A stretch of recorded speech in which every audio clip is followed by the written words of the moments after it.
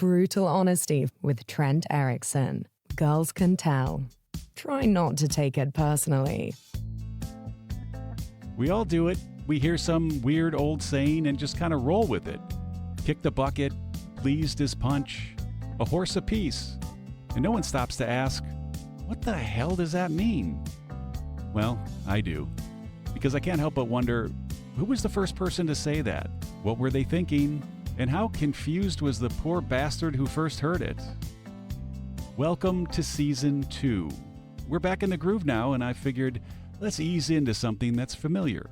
Old sayings, idioms, phrases that sound like gibberish unless you grew up hearing them 600 times and just assume they somehow made sense to someone. Today, we pull a few of these out of something that resembles a language junk drawer and ask, what the hell were you actually talking about? And you can take that to the bank. It's supposed to mean, I'm so confident about this that you can trust it. But think about the first guy who said that. Probably some smug dude named Joel talking about the weather, and at the end of it he throws in and you can take that to the bank. That's how I picture Joel sounding. And the other guy's just standing there holding a sack of flour or whatever people held back then, going, take what to the bank? Like, your words? What do I do when I get there? Just walk up to the teller and say, oh, hey, Joel gave me some solid forecast information and I was supposed to come here and, I don't know, like, tell you about it? The bank's going to be like, sir, these nice security guards will be ushering you out for some fresh air. Now, here's what actually happened. The expression came to use in the mid-20th century and was made popular by a 1970s American television show, Baretta. That's it. No financial ties or promissory notes. Just a cop show from the 70s that made you can take that to the bank sound cool enough, and everyone just started kind of saying it. Robert Blake's character would drop in a line when he was sealing deals with the mob, and America collectively decided it sounded badass. We took TV dialogue from a real-life murderer and turned it into everyday conversation. So when your uncle says his weather prediction is something you can take to the bank, he's basically quoting a canceled detective show from 50 years ago. A horse apiece. Now this one's pure American gambling slang from the 1800s and has nothing to do with actual horses, unfortunately. I was hoping it would. A horse apiece, meaning 6 of one or half a dozen of the other, comes from an old gambling dice game that used to describe a draw. There's also evidence that a horse apiece is from the Milwaukee area, where bar dice are a common game played in local taverns. I can attest to that.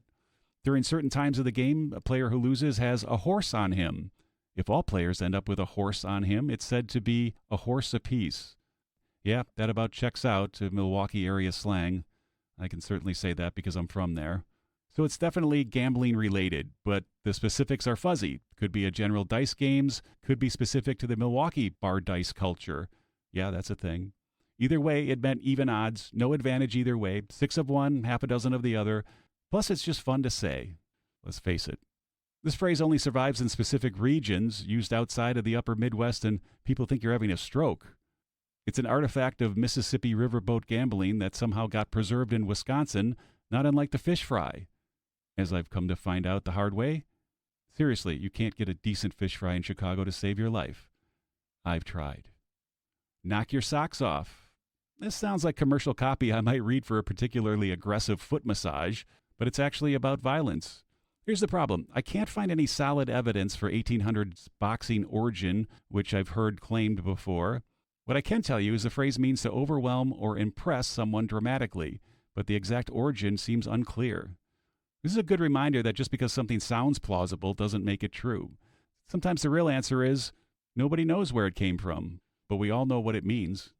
We use it to describe mildly impressive restaurant appetizers. The spinach dip will knock your socks off.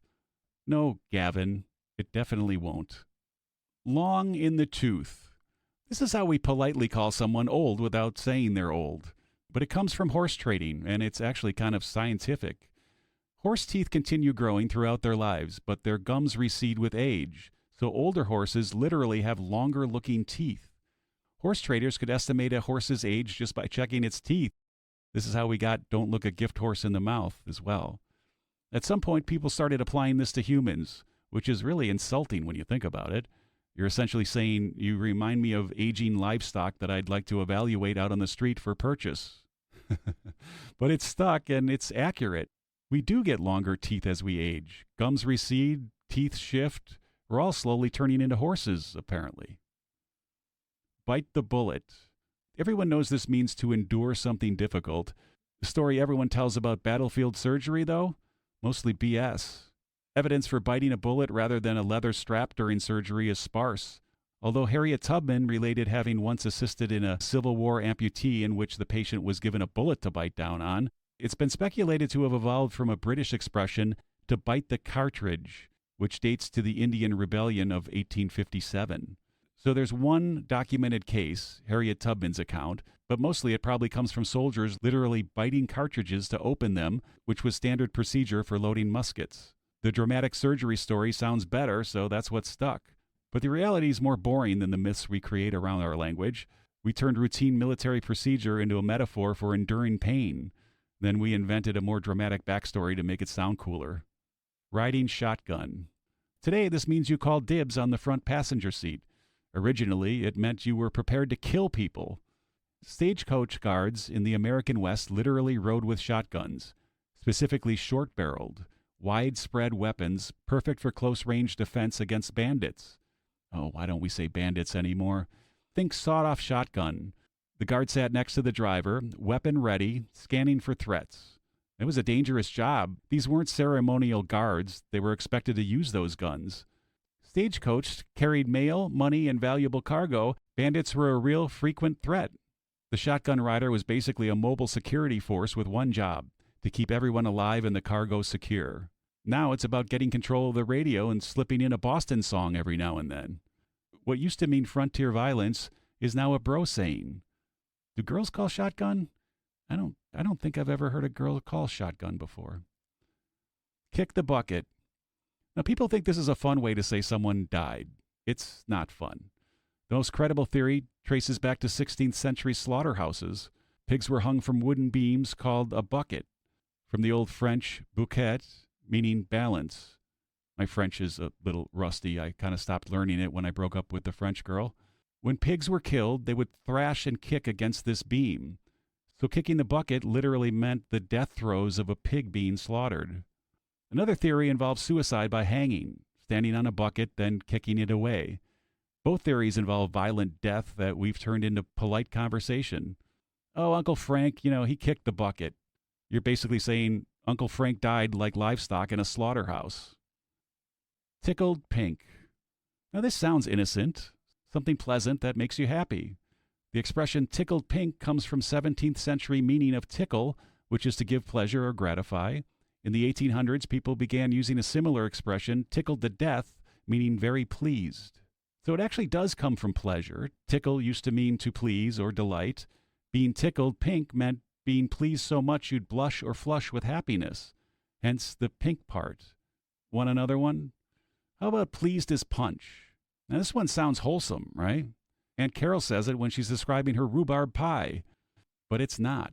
It's deeply, deeply creepy. It comes from Punch and Judy. It's an old puppet show where Punch, the main character, is a gleeful hunchbacked monster who cheats, steals, and beats his wife Judy and their baby with a club, all while cackling maniacally. So when you say you're pleased as Punch, you're basically saying, I'm as happy as a murderous little freak who commits puppet domestic violence. Suddenly, Aunt Carol's pie feels a lot more menacing, doesn't it?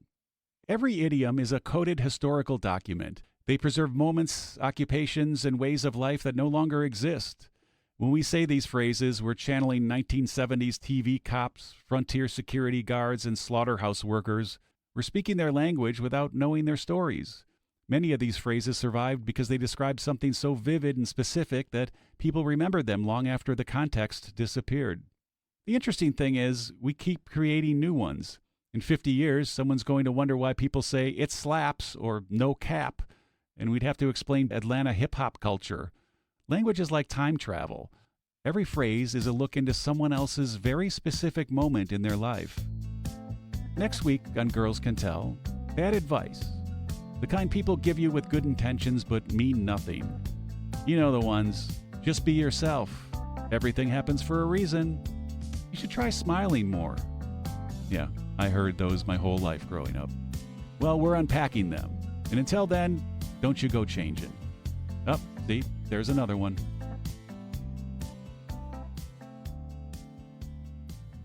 Go for a walk, Holly?